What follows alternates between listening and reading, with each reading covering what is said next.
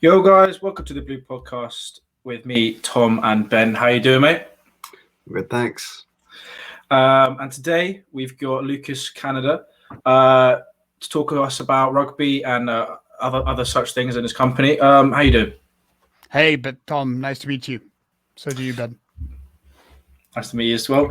Before we get into anything as well, do you want to kind of, you're probably best to do this, just explain to our viewers kind of what it is you do and have done in the past, maybe. Just a brief rundown. Yeah, sure. I mean, I do wear many hats today, but I'm currently a professional rugby player at Sala Rugby. It's a little town in the southwest of France. And I also lead our company in here, which is Unicorn Incubator, a startup incubator accelerator. Those are the two things I juggle every day, basically. Fair enough. Well, I'm sure we'll get into both of those areas as we get onto this podcast. But before we get started, if you guys who are watching know anyone that would also enjoy watching our podcast, please do share it and get it out there as much as possible. And also do check out our new merch line, which has obviously dropped on Saturday. We got lots of new stuff for you and all that. Well, I've been trying to get a rugby podcast sorted for this channel for a very, very long time. And then it kind of fell on my lap. With you, Lucas. It's great. I don't know if it's just great for me. I've played rugby my entire life pretty much.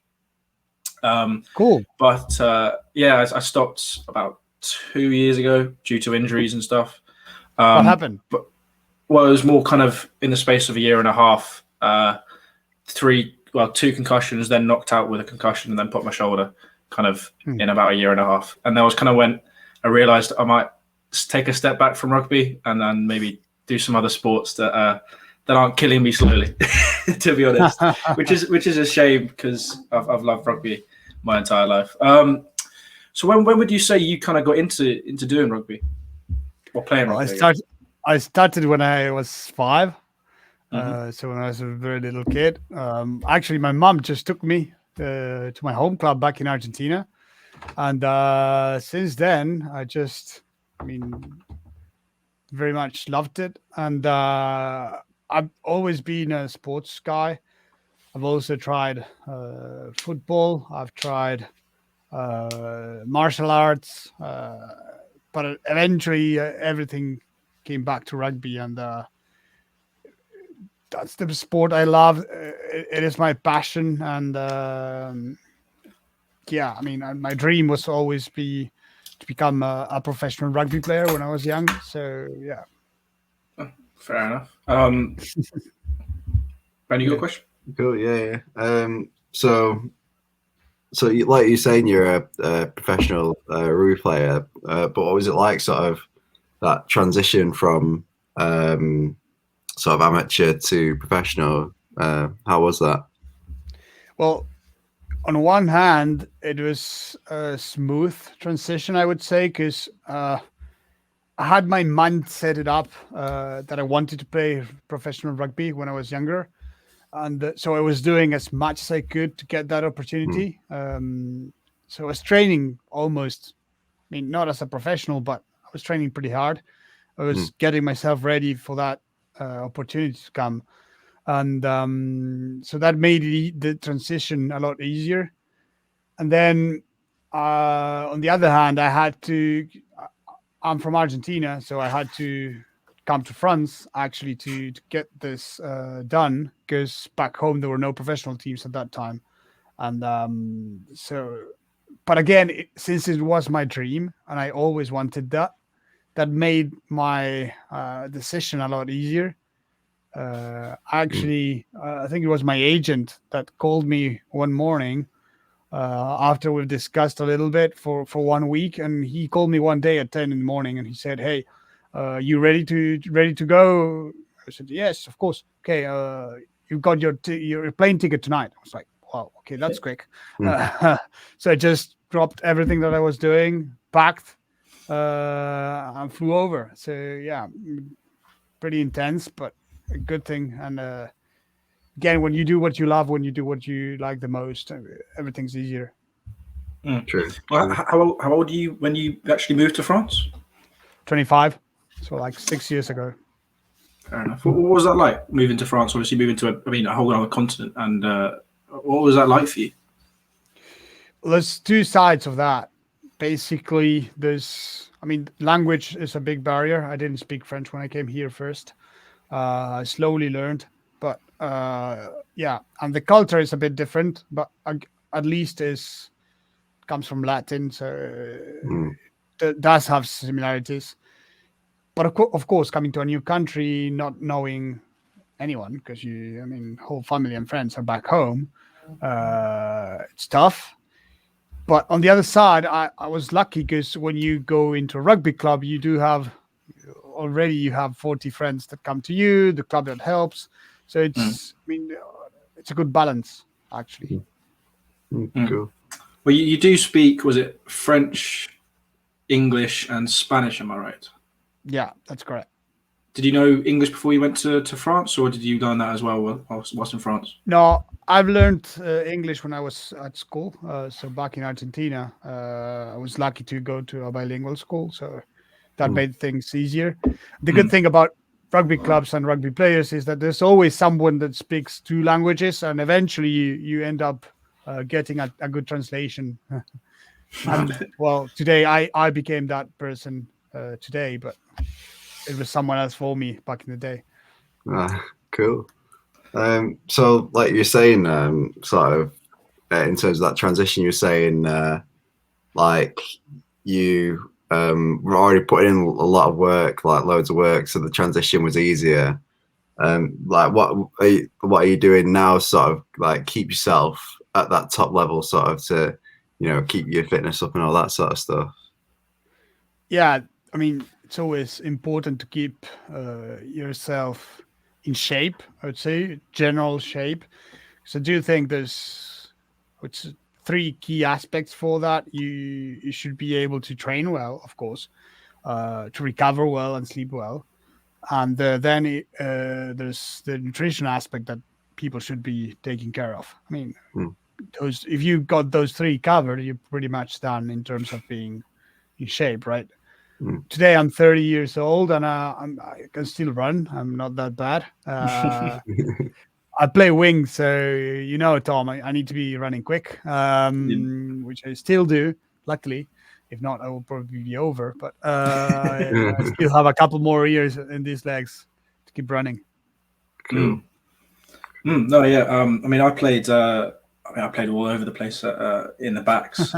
Started off as a fullback / winger if one of our wingers was injured, and then I slowly moved into inside. So I was about 12 when I moved to inside centre, and then I was 15 / 16 when I moved to fly half. So it's kind of I love being a back. Would you say you love being a back? We prefer being a back to a forward?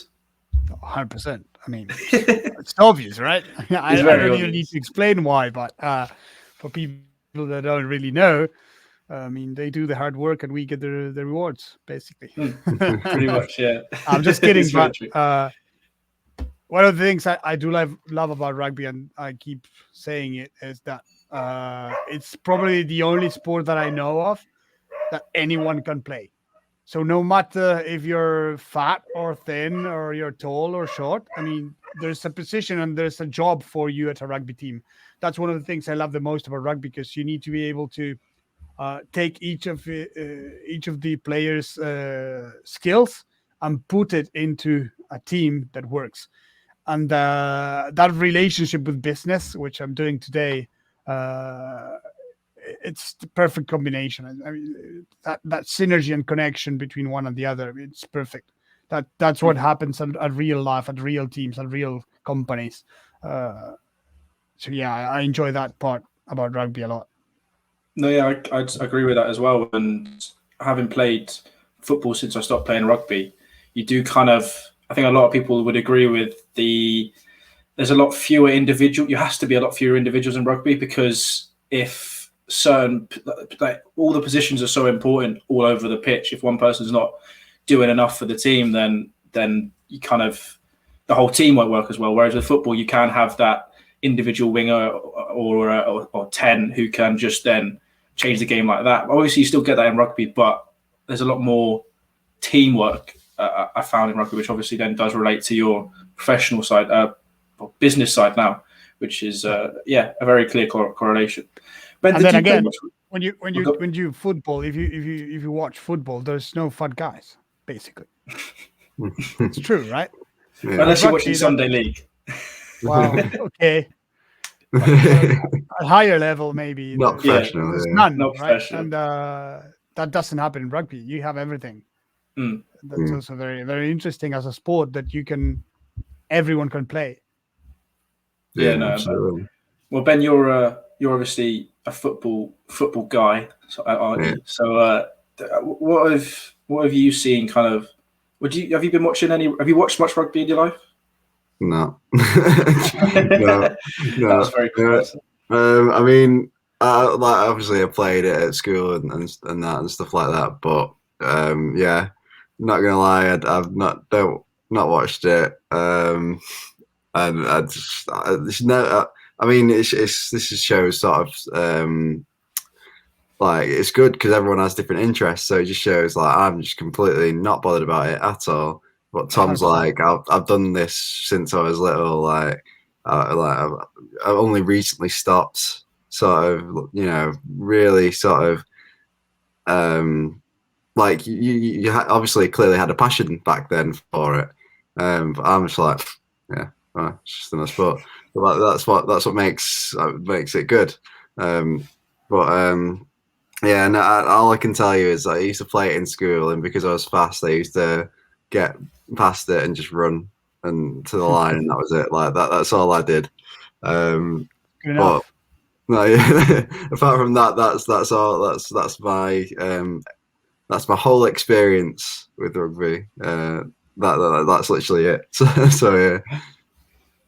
Fair enough. Well, I'm guessing you were a winger then, by the sounds of things. You were probably a winger or a quick outside centre. I mean, I would guess so. Like, I couldn't tell you any of the positions. Like this is how much I don't know about it. Yeah, like maybe we can learn more over this podcast, hopefully. Yeah. Well, it'll be a bit like the Formula One podcast. Yes. Well, yeah. So Lucas, we've been doing with this podcast. Obviously, it's generally a football one, but we've done a lot of podcasts where we try and go down our passions. So Ben's kind of like F1. He's kind of his like other sport that he follows. We've done some on comic books, which I have a bit of an interest in. We've done trying to think of some other ones. Those are the main two, aren't they? Well, we've already done a few rugby ones. Oh, we did have one of my mates came on for a rugby one, but I wanted. This is the first time we've got like a non-mate who follows rugby to get on for a proper podcast. But so yeah, I don't know anything about F1, but we've now done 5 F1 podcasts. Yeah. I think so. That's good. So what do you think about the Alonso's defense last Sunday, Ben? Oh, I mean, amazing, huh? It was sometimes it was on the edges of acceptability, but it was really good defense. But he won the race for Ocon. Yeah, for Ocon. Yeah, 100%. Because Hamilton at the end, I think he was 0.8 behind Vettel. If he had, got past Alonso a few laps earlier, had a few laps he was getting between 2 and 3 seconds a lap. Yeah. When he was coming back, I mean, it's just huge. Yeah, blistering pace. But I mean, obviously, part of that's down to the car he's got, but also he's obviously a good driver. But I mean, I guess he's happy that his Vettel got disqualified, didn't he? So he got a second. Partly, he had only left 0.3 liters in his tank. That's nothing for a Formula One car. 200 extra meters and he would be off. What the? Yeah, it's crazy. But I mean, it's still unfortunate that he's been disqualified. But I guess sad for him actually. Yeah. Hamilton's not complaining, is he? So never. But yeah. See, this is the beauty of the previous F1 podcast. I actually know what this means now. This whole conversation, I could follow it. But if you'd asked me kind of 5 F1 podcasts ago, I'd have been sat here just nodding my head, not really knowing what's going on. Right. But Yeah. People went around a racetrack. Someone won. Yeah. That's someone might have crashed. But, yeah. So I'm trying to get.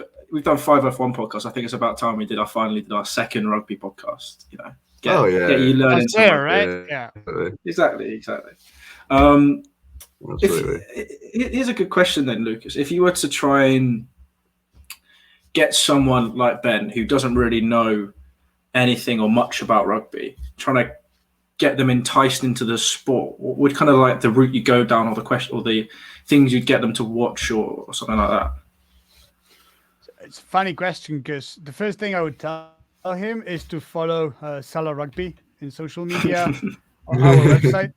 No, I'm serious because actually we've pretty much did our research. We found out we did our research in the US because that's one of our key markets, and we did a research back in 2018, I think it was, or 19, about rugby. And a TV station came back to us and said, "I'm sorry to tell you, but only 12% of the people actually know the rules of rugby." So we came back and we said, "Okay, we're really happy about those numbers." And he was, "I'm sorry, I think you didn't understand, but actually only 12%." And I say, "Yeah, of course. I mean, we are not counting on that 12%, but we are actually looking for that 88% that's missing, that don't know the rules, that don't know rugby." And the idea is to bring rugby to them with our club, with Salah Rugby. So we created a whole network, a whole marketing team that allows us to provide, in this case, for instance, tutorials that explain rugby rules with videos, with our professional players, showing how this should be done, showing different drills, showing examples, and actually, I would say, teaching people what happens on the pitch, what should be done, and slowly getting them to know rugby a lot better. And we create that internally. We have a whole video and photo team, for instance, with our professional players that are working together. And also, we then asked ourselves, how are we going to get this shown to the public, to the people? So we focused mainly on, I would say, 2 things. First, we did a good work on the Facebook, for instance, for our team in the past 10 months, I think. We went from 1,500 followers to 140,000 today. So our reach, well, yeah, I mean, we want to get out to people. We want to show them what we are doing. And one of the best ways is through social media. And then on the other side, we signed about 60 different TV streaming OTTs contacts to get our content syndicated on their channels. So, for instance, 2 of the biggest TV stations in the US have signed with us. We have also signed a contract with an app, which is called Viva TV. That they have around 6 to 7 million users. And whenever we are going to play a game, they will transmit live. They will send a push notification, which we've tried already. And in between 10 to 15 minutes, we will have like 300,000 people watching what we're doing. That's just huge in terms of eyeballs, in terms of outreach.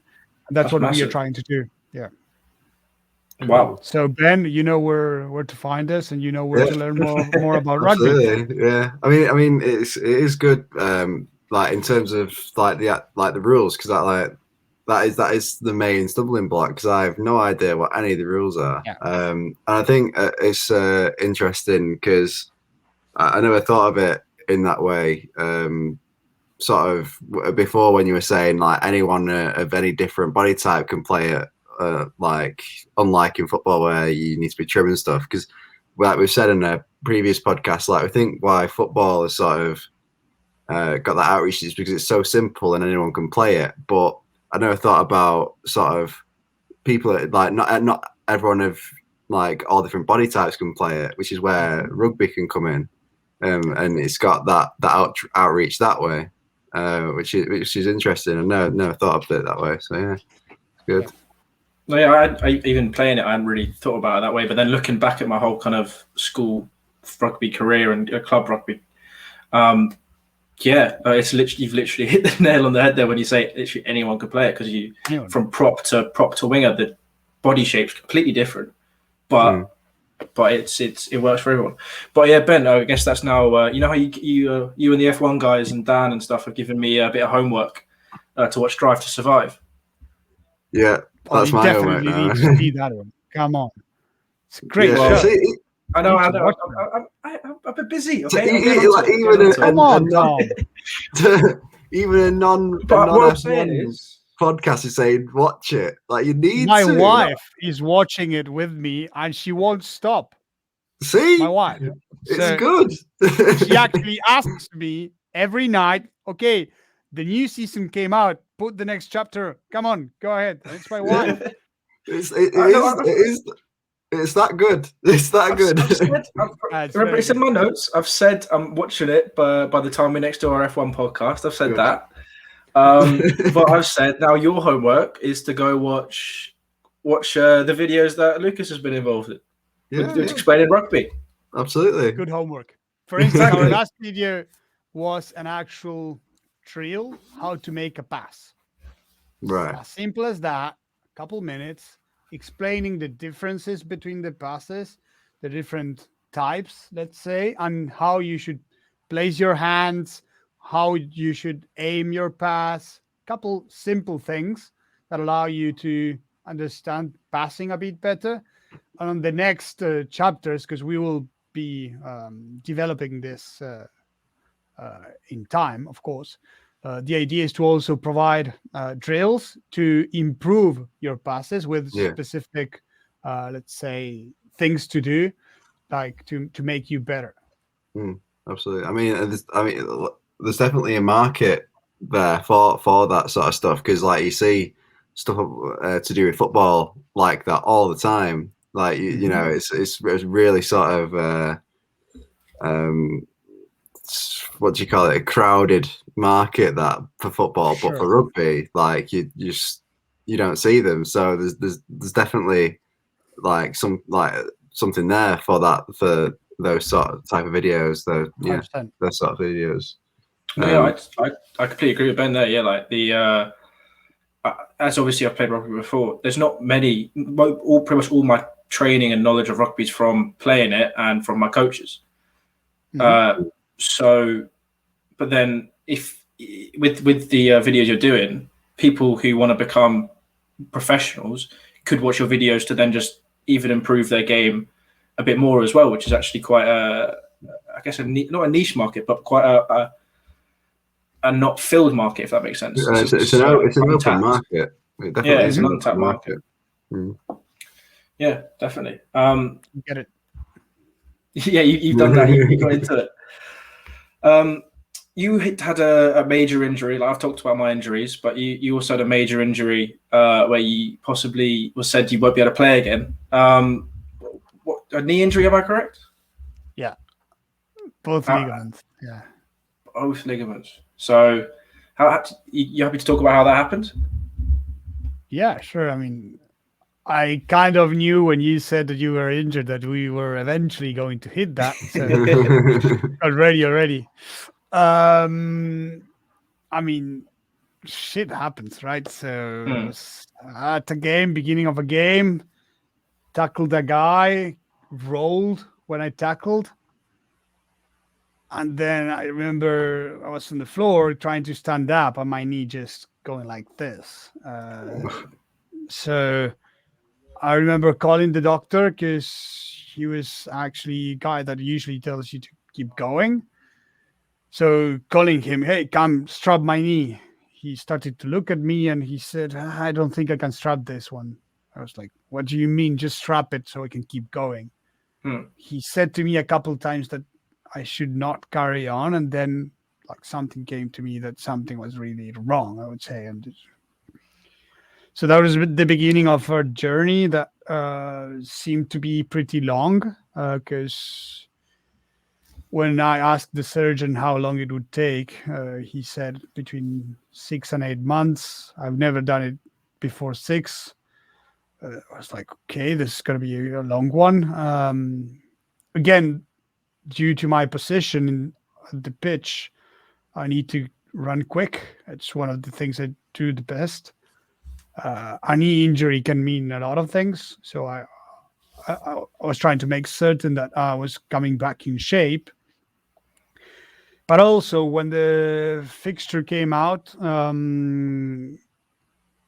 knew that the first game that we were actually playing on the season was again against one of the best teams in Argentina. A game you don't want to miss. We I was from a club that was not very big back home, so we didn't have the opportunity to play against them very often. In fact, I think that was one of the first times I played against them in like 6 years in seniors, which is a long time, right? And I remember getting the calendar and looking at it and counting days, weeks, months, and because before the actual first game, you have a couple friendly games or exhibition games. So we knew that the first friendly game was 5 months and 1 week after my surgery. I was like, oh damn, this is going to be a tough one. So I went to my coach, a guy I really appreciate and that I value very much. He became a friend too, not just our coach. And I told him, hey, okay, this is what's happening. I'm getting surgery on this date. 5 months and 1 week after we start the friendly games. I think it was 6 months we start the season games. How many games do you need me to play before first game for me to start that game? To be honest, at that time, I mean, I didn't have much competition, let's say. So I was one of the starting players every single game. So I kind of had that leverage. He knew who I was. We've been playing, which I was tryman of the team for 16 years in a row. So, I mean, there's not much to be said, right? Yeah. And he looked at me and he said, I'm sorry, but you need to play all three. I was like, dude, come on, give me a break. That's five months and 1 week after my surgery. He said, I'm sorry, but this is how it is. It's like, fuck. So I kind of just set that up in my mind so badly that I did everything I could to get there. I remember the surgeon told me, you need to be doing this and this exercise as soon as you can to get it blood flowing, to don't lose too much muscle. I said, okay. I remember getting out of surgery, being a bit asleep already. My room was not ready yet, so they put me on the bed, but on a corridor. And I kind of remembered, okay, exercises as soon as you can. So I remember starting in the middle of the corridor, people watching me. I was like, that was crazy, right? But I knew I had no time to lose. I had an objective. I had something on my mind that I wouldn't lose. I was just 100% focused on that. And I had 5 months and 1 week. I will never forget that, to get ready for that first friendly game. Because that's what my coach asked me to do if I wanted to play. To make the story short, 5 months and 1 week after, I remember I was strapping my knee and going to warm up, actually playing 10 minutes, but playing. He didn't say how much. He said, you need to play 3 games, which I did. And the first game of the season, of course, I started. So I don't know. It's a tough thing, but key elements that helped me out, like my coach, I think he did it on purpose. I'm pretty much sure that if I played only 1 game, he would put me in the first game. But if I see it today, which I've discussed with him a couple of times too, he was pushing me. He knew me so well that he knew that he could push me very, very much, because I was that I am that kind of guy that I'd rather be pushed to motivate me. He pushed me very, very hard into the limit, into doing stupid stuff to get ready, because he knew he could. And I think thanks to that, and to, of course, a couple other things, I would never say what was the thing that got me there, because I don't think it's one thing, but it's a conjunction of all of them that made me get there in shape for the first game. And I actually thank him to push me that way and getting me ready to play. So yeah, I think that mentality, that winning mentality, helps you not only to overcome adversity in general, not just for an injury, but it helps you in any sport, it helps you in any business, in any company, it helps you in life. So it's just a lesson that I'm glad that I had, and something, of course, that we are talking today that can probably help others. It helped me personally to become a better person, I think, to understand myself a lot better, to see what my limits were, and actually believing that there's no limit. And sometimes if you believe that, then well, you make it happen. Yeah, no, it shows sort of if you do have an objective, sort of the how far people can go to get to that objective, and people surprise themselves how far they can go, because like in reality, no one knows how much they can do up until it happens, sort of thing. So yeah, that's cool. And they keep saying that we use our body like 20% of our capacity, something like that. Absolutely. So I mean, if you keep pushing, you probably get more. So I'm not saying to drive it to the limit, because I mean, of course, there's risks, and I assumed those risks at that time, because I knew that what I was doing was probably not the best idea. But I had a physiotherapist that was going with me all the way, my surgeon that was helping me out. I mean, I did everything that they allowed me to do, but I just did it as much as I could and as good as I could. So yeah, I mean, we can all push it a bit further. We can all push it a bit more in every sense. You can always give that extra 10%, and that's sometimes all it takes. Absolutely. Yeah. Cool. That was very inspirational. Yeah. Thanks, son. That was very good. That was very good. That was very good. Wow, that was amazing seeing and listening to that. That song comeback though. I mean, I like 5 weeks, for 5 months, 1 week from double ligament. Was it snap? They snap? Broke, yeah. I mean, I know professionals who take years to come back from that, especially in a football sense anyway. Yeah. But that year was the year where Falcao took like 8 months to come back and missed. I can't remember which one, but I think he missed either a Copa America or even the World Cup. He missed one because of that same injury that I had, and he took at least 8 months to come back. I was like, shit, if he couldn't make it. Nah. I mean, I mean, everyone, I guess everyone's different, aren't they? But like, no, it's still impressive.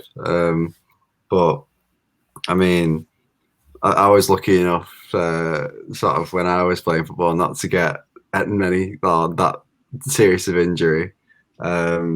But I mean, I obviously, you had to get a little injuries here and there, but nothing ever that severe. So I mean, I couldn't possibly sort of think like what it would be like, because I've never experienced it.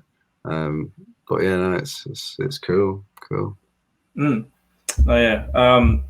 Well, I loved how in your story you spoke about the medic who you'd come over and he just normally was tell you to play on. It's a very rugby thing. I completely get that. It's like you get hit. So my first 2 concussions, I played. I think the first one was about 50 minutes in, finished the game. Because you just don't realize you got the adrenaline pumping around. You're just like, I just want to finish this game. The second one was I think 60 minutes in, and again, just didn't really clock that I'd hit my head that hard because you just want to play. You play on, and then the third time was the one where it kind of went. I got knocked out, so it kind of stopped me from from playing Carrying through. On. But yeah, no, exactly. So no, yeah, that made me laugh a little bit inside. It's the whole I'll just strap it up, it'd be fine, or just run it off is a very happens all the time in rugby, which is yeah. which is always the good concussions. Fun, I had a couple myself, so I understand what you mean. That's probably the reason why I use a helmet when I play, for instance. So I had a couple since I was a kid, and it actually helps to wear a helmet. So I do encourage everyone to do it. I mean, there's nothing to lose. No, it can save you a couple of bad days. In my case. So, it's a couple of days after you've been concussed, you kind of like you just sleep. I remember just sleeping most days, the couple of days after the concussions. But actually, I had 2 or 3 that were pretty bad. So for 2 or 3 days, I could not remember what I did 10 minutes ago. So I kept asking the same questions. I kept asking people what they were doing, my family. I mean, I knew who they were, but you just have your like short memory that's off, right? So yeah, after that, of course, my mom came and she said, you either quit rugby, which was not an option. She knew that, or you wear a helmet. You say, okay, I'll take option B. Go ahead. Fair enough. Yeah. That is definitely fair enough. That people should be wearing helmets. And there's the new rules. I know in England anyway. No contacts kind of becoming later and later in school. Like they're doing touch rugby for longer, just to try and prevent that with prevent injuries from a young age. And that's also happening with football, isn't it, Ben? With the headers. You're only allowed to do a maximum of 10. Is it high impact headers a week in training? So there are like, because I think that was they did a research paper on it, and that was the findings from that led to the limit on the heading. So they are doing more like continue to do more and more research on sort of the effect of concussions and heading on the ball and on sort of memory and late even memory in later life, sort of how it affects it then and stuff. So you never know, right? Yeah. However, Tom, I don't think it's the best idea actually to play touch rugby for such a long period of time, because what I would rather have is people tackling better. So in my opinion, the sooner you start, the better you become into that technique. This is very personal, right? So I rather have them playing, but what we do certainly need to avoid is high tackles. I mean, and that's being enforced very hard lately, which I appreciate, because the worst KOs are due to high tackles. You get a guy at full speed, right, slam you on your jaw, and then you're off. I mean, there's no other way, and you see that at any sport. Guy running at full speed with his shoulder on your face. I mean, that's nothing you can do. And I think they're doing a good job on that end to lower the line of tackling and just being more severe. I mean, today, if you do that, it's a red card, and that's it. There's no discussion, which, my sense, that's perfect. Well, no, it's definitely perfect. And also, as you said, like tackle technique as well is in a couple of people get actually knocked out from going into tackles the wrong way. which is a big thing as well. I think a personal thing with me was I think people will tackle worse when they're scared of making the tackle, let's say. 100%. Whereas for me, it was once that kind of, when as you're growing up, once you get rid of that fear, that's when you start to tackle better, you make better tackles, and you're less likely to injure yourself, which is, I think, something that needs to be taught as well, is you're more likely to injure yourself if you go into it half-heartedly. Mm-hmm. I agree. Definitely. Cool. Well, so you mentioned you used to play football. Is that soccer or American football? No, soccer. But Yeah, you guys are English, right? Yeah, no, I was just double checking. Wow. It's I know it's South America, but they still call it football. Good. Well, as a football channel, who do you support then? Which country? Because I do support my River Plate back in Argentina. Okay. Yeah. That's my club. Yeah. Yeah. And I do like it very much. I mean, playing it, I played it not professionally, of course, but with my friends for a long period of time. And I actually, when I was young, I was like 10 to 12, I can't remember. I played 1 year at River, but the atmosphere was very different from what I was having at rugby. It just didn't fly with me at that time. I remember the first day I came to the changing room. Imagine yourself, like 11-year-old kid. I was just there to have fun, right? Mm-hmm. I loved football. I loved hitting the ball. I loved scoring. So I just went to have some fun. So first training, there were like 60 people in the changing room. As soon as I go in with a happy face and a smile, people started looking at me and like, who's this kid? Just came in, and after 10, 20 seconds probably, a guy stood up, came straight to me, and said, what position do you play? Like that. An 11-year-old kid. I was like, I play 9, 7. Said, he looked at me, watch out, because our 9 is that guy sitting over there. It's like, geez, like if I was stealing someone's place, Yeah. I did it over the year, but then after that, I just decided to come back to rugby, and so that was it. I then for a couple more years, I just combined to both things when I was young, and then a couple more during the weekends. I used to play football on Saturdays, rugby on Sundays for 2 or 3 years. But once I got older, it just didn't fly. I mean, I was fucked up for every game. Just not worth it. Yeah, it was too much. Yeah. Yeah. So I'm guessing you're happy with the Argentina's Copa America win then. Finally. Yeah. You've seen that. I mean, Jesus, it took us long enough. Yeah. I actually Amazing. stayed up to watch it, man. It was good. Pretty good, yeah. But the first trophy since 1993, and exactly what? And is it four finals since then? 2007, 2014 World Cup, and then 2015, 2016 lost all the finals. Lost all the finals, yeah. And it's amazing how Messi had no trophies with Argentina. Yeah. It's just something you could never imagine, like. It is sort of like it's bamboozling really, because I mean the 2 times that they lost in 2015 and 2016, it was on penalties to Chile, and it's like you come so close. It's just been so unlucky, but I guess that's just sport sometimes. But he's finally done it. He's finally done it. Finally, yeah. And if you couldn't tell from that, Ben is a massive Messi fanboy. I'm not. I'm not. Yes, you are. Like, yes, you are. You are ecstatic. Who wouldn't? Yeah. No.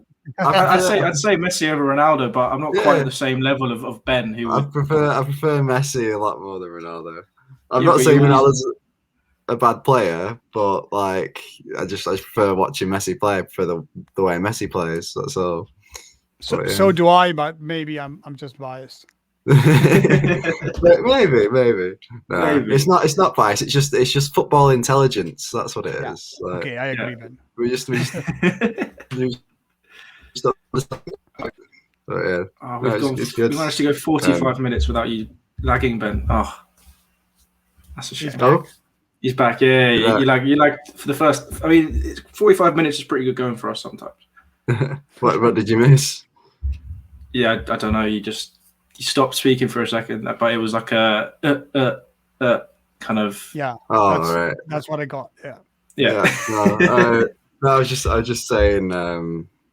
What do you call? He was Emi Martinez, sort of. He was sort of the missing piece in some ways because I mean I think Messi even said that he's basically winning the Copa America. I mean obviously Di Maria scored the goal, but Martinez saved 3 penalties in the penalty shootout in the semi-final. Huge. So you know he's definitely helped. Definitely stepped up. Sure. Yeah. So you guys are big fans of football, both of you. Actually, Yes. we've signed a deal with a football club in here, our neighbors. It's called Bergerac Football. Okay. Because we believe that rugby and football have no reason why not to work together, right? Mm. And some people don't understand it, and but again, we're lucky to approach them and to discuss for a bit. And for instance, we've built a boutique, so an actual shop at the Bergerac airport, but in conjunction, so together. So we have both things at that shop that you can buy in there. And that's why do I mention that? Because we've funded a company lately, so the last 2 months, which is called Challenger X. That's designed to help clubs out there, no matter what sport or no matter where in the world they are, to tackle their biggest problems. We've identified lots of problems that I would say amateur or semi-professional club has at that level, like marketing, like branding, like monetization, merchandise. There's lots of issues that are recurrent, and every club has the same problems. So we funded this company to solve those problems. I wouldn't say for them, but with them. So if you guys are big football fans, and there's lots of football teams or players that would like to be a part of, and actually, if you guys are in the UK, the company we funded roughly 2 months ago is probably going to be listing at the Aquis Exchange in London in the next coming weeks. So it's pretty big, pretty quick. So there's lots of things happening. We're at what we call a market grab. So it's first come, first serve. And we are actually aiming for at least 100 teams before the end of the year.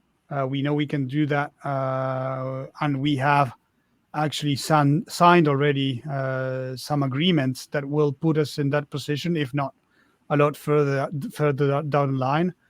And again, if we can help someone out, that's the objective of the company. And there's lots to be done. But the main idea is whenever you see a small club, an amateur club or a semi-professional club, he needs to be looking exactly the same as a professional club. There's no reason why that club cannot at least look the same as a professional one. And that's actually the spirit of the company. And what we say is turning Davids into Goliaths. So we take the small and we make them look big.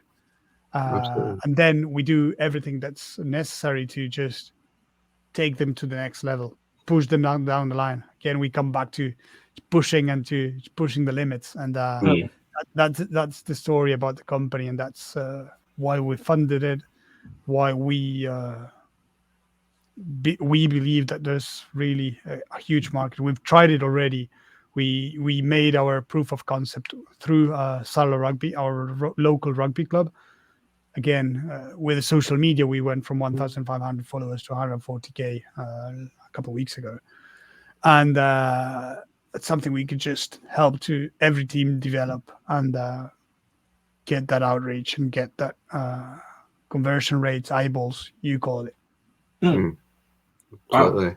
Yeah. Well, if any of our viewers have any, if they were anyone watching this would want to look into that company that's looking at improving these amateur semi-pros, where should they go again?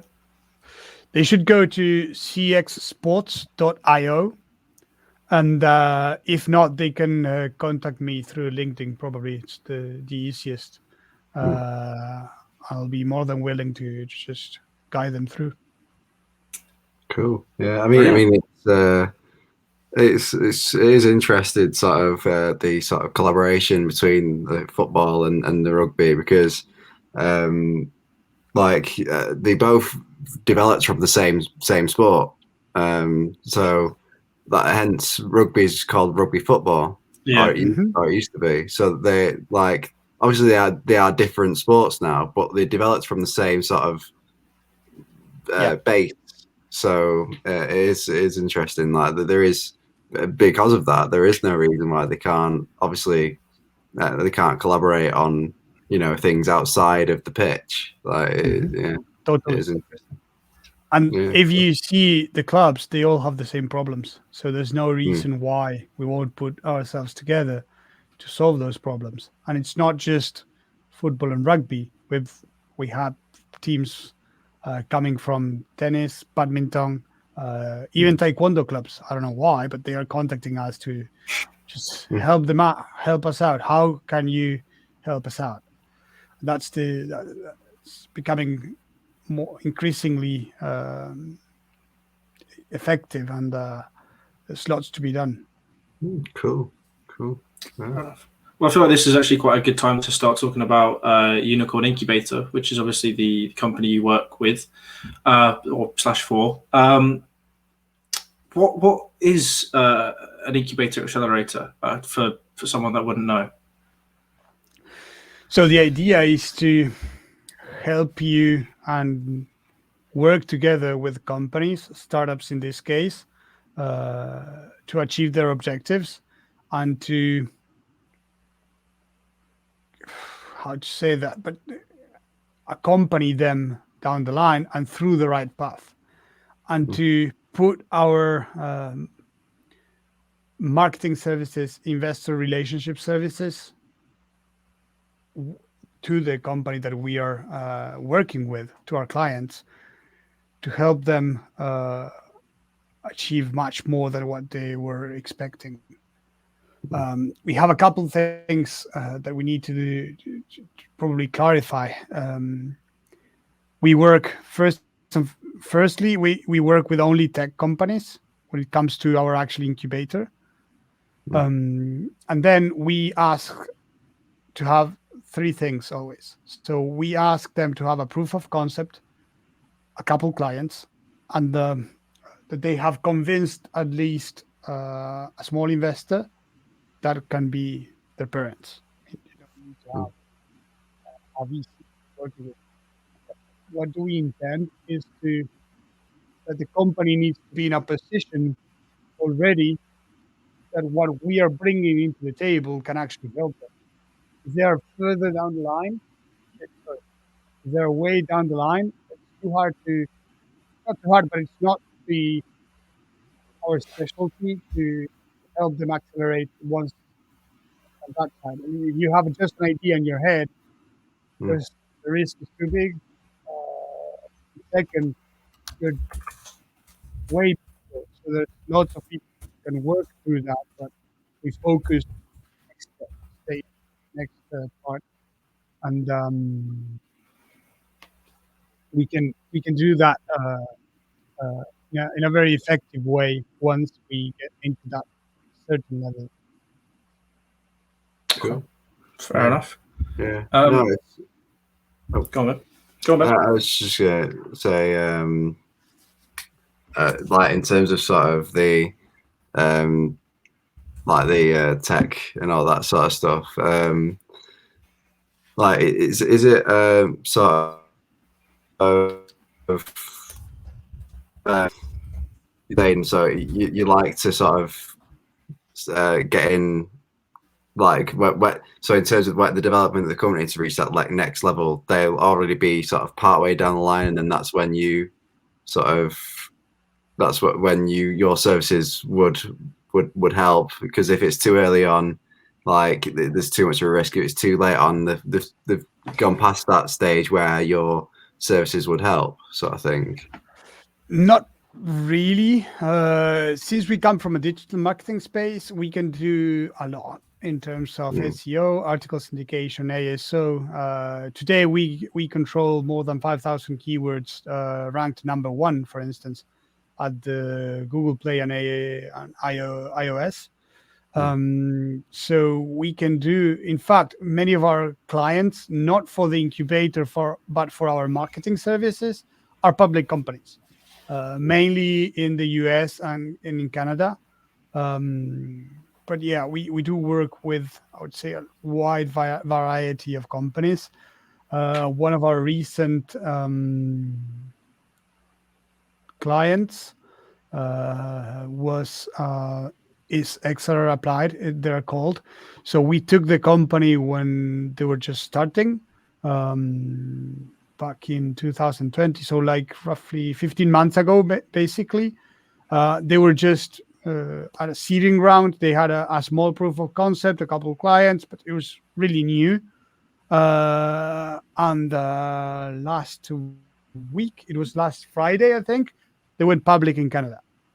So we've accompanied them all the way, and they are currently listed at the CSE in Canada. So yeah, and that doesn't mean we will stop working with them. Quite the opposite. We will keep working with them and handling their marketing, handling the investor relationships for them or with them, basically, just to keep growing. I mean, there's no limit. Absolutely. So when would you say is the best time for sort of, just any time for like your services to be used, or is there a particular time? Or basically, I would say anytime. Every company needs marketing services.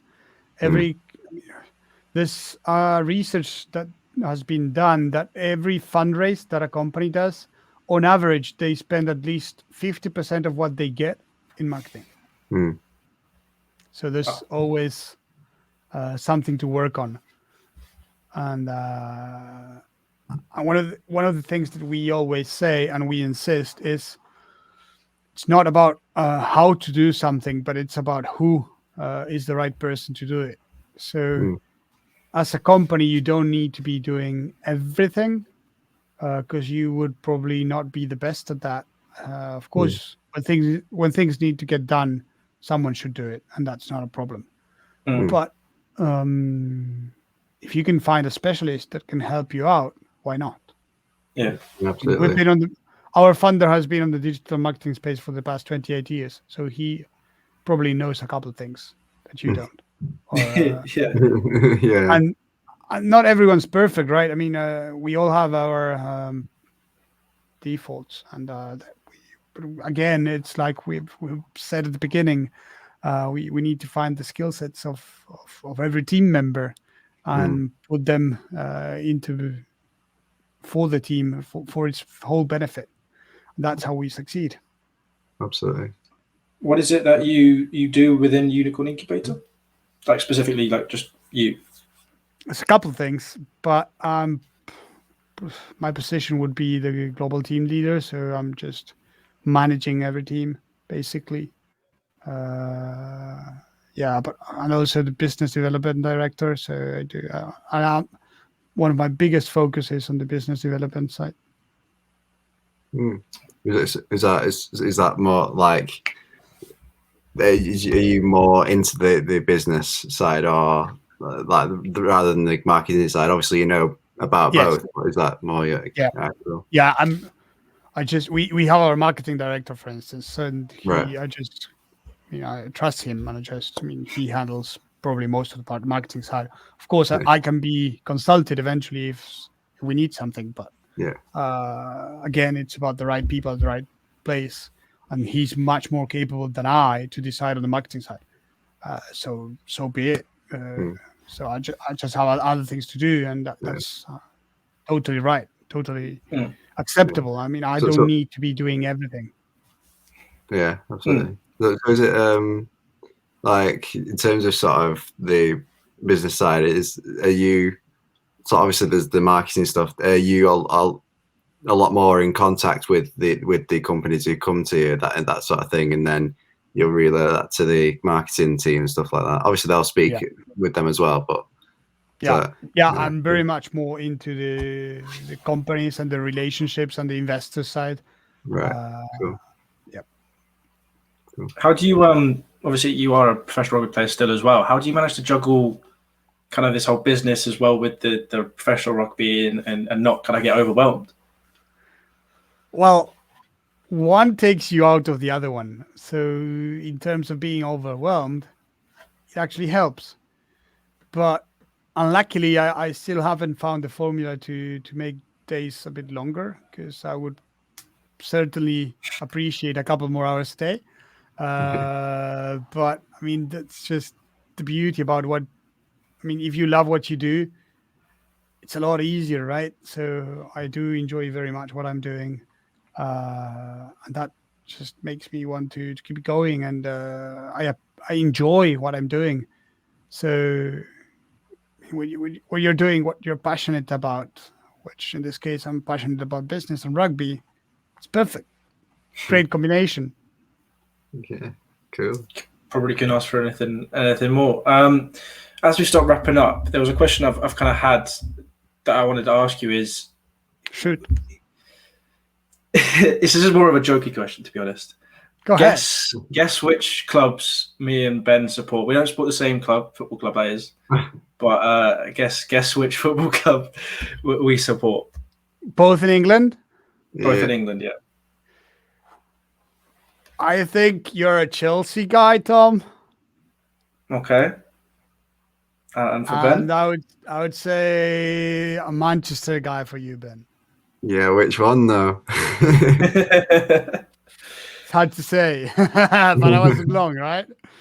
You're spot on so far. You're spot on. I would say Manchester City for you, Ben. He smashed it. He's absolutely smashed it. I nailed it, both? Yeah. He smashed it. Maybe he's done some research beforehand that we don't know about. Yeah. I promise you guys that I didn't. I think he's just good. He's good with the accents, I think. So must be. No, not really. Or it's the fact. It could be the fact we're called the Blue Podcast. Chelsea is splattered everywhere, and I've done the background, so that's probably why it is there as much more than any other club. Hands up to that. But that is the case. Yeah, but then who do you pick? Is it Tom or Ben for Chelsea? That's a hard call. I see. Well, maybe the guy who's got a Manny accent's probably from Manchester. Yeah, maybe. Maybe. But Ben, is there anything else you want to touch on? Not that I can think of. Lucas, do you have any questions for us or anything you want to chat about? Not really, guys. I just appreciated the time that we spent together, and thank you for the opportunity to speak to you and your audience. It was an absolute pleasure. Before I say like the outro and all that, is there anything you want to shout out before we wrap it up, Lucas? I think we've covered pretty much. Thank you. Brilliant. Well, thank you guys for watching. That was a really interesting and good, just enjoyable chat to have. Lucas, thank you very much. Finally managed to get an outside source rugby person to chat with, which was nice for me. But if you guys are new to the channel, please do hit that subscribe button to not miss a video. That really helps us out. If you enjoyed the video, please do give a like and check out the merch, as I said at the start of the video, which is something we're trying to get out there. Just, it's me and Ben actually make absolutely sod from it. It's just we want to get our brand out there as much as possible. But Lucas, any links and stuff we'll have in the description. And I guess you guys can enjoy a Golden Show on the channel tomorrow. Goodbye. Cool. Thank you, guys.